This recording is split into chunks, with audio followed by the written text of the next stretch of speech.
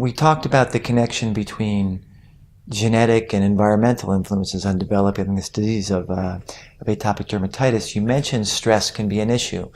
Is there anything more that can be said about that, both in terms of understanding why stress is part of the problem, and what would a patient or a parent of a child with atopic dermatitis, are there practical things they can do to deal with that stress immune issue? Stress is important in atopic dermatitis. Again, more as a trigger than as a etiology or a cause of the disease to start with.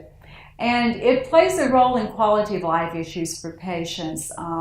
The teenager going to school doesn't want the involvement of the lips with the cracking and the fissuring. That's very unappealing, doesn't look nice. They're embarrassed. How can they go to the prom with this?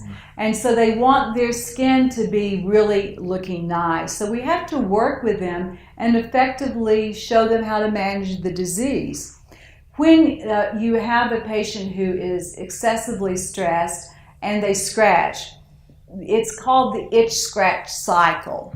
And eczema has often been said to be the itch that rashes. So we have to break that cycle. And that's hard to do with the patient who's very stressed because they just keep scratching and scratching and scratching. And so we try to use medications to assist them. Sometimes they may indeed have an underlying anxiety disorder or other disorder, and we can use the psychiatrist and the psychologist to help manage some of those patients who are intensely dealing with stressful issues. But all in all, we try to improve the skin so that their quality of life can be better, and thereby we reduce the stress that they're facing. Interesting. Are there any effects of exercise that's been shown? Because in other diseases, it seems like people who get regular aerobic exercises generates chemistry, it relaxes them. Has anyone looked at that in this disease state? Or? I'm not aware of anyone looking at exercise in terms of a beneficial factor. We have to advise some of our patients to exercise in an air-conditioned environment and try to reduce sweating, because sweating is one factor that actually makes eczema much worse. And patients are very uncomfortable with this, so they may select a sport such as swimming, where they don't sweat so much.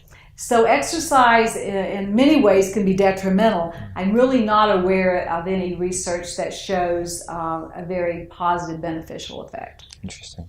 Okay. Thank you so much for joining Live Doctors. I'm your host, Dr. Andrew David Schiller, and we've been here with Dr. Dana Wallace, who's an expert in allergy and immunology, learning about atopic dermatitis. Thanks for joining us, and we look forward to seeing you again. Thanks, Dr. Wallace. Thank you.